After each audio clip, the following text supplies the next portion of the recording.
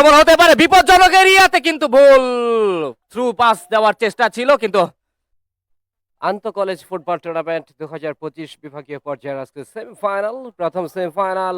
আক্রমণ ডিবক্সের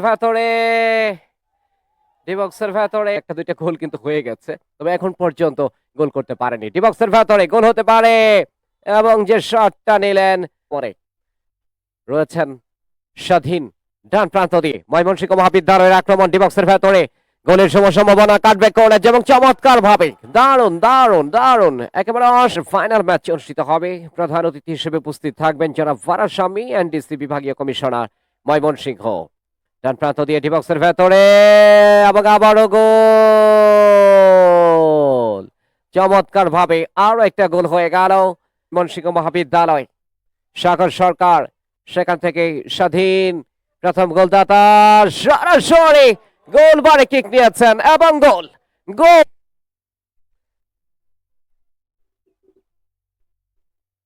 তিন প্রতিপক্ষ ডাক্তার সেকান্দার আলী কলেজ 0।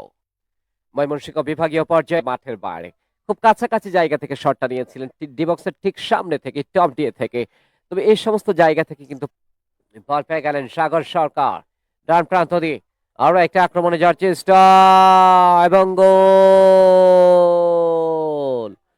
মারুফ বল কেড়ে নেওয়ার চেষ্টা, মারুফ বল পেয়ে গেলেন ডিবক্সের ভেতরে, গোল হতে পারে, এবং গোল।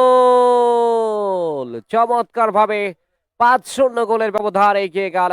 গোল করেছে, যে উদযাপন নাই, উদযাপন সারা গোল। যে কথাটি বলছিলাম, গ্র্যান্ড ফাইনাল আগামী পরশু, মানে বুধবার 24 তারিখ গ্র্যান্ড ফাইনাল আপনাদেরকে স্বাগত জানাচ্ছি।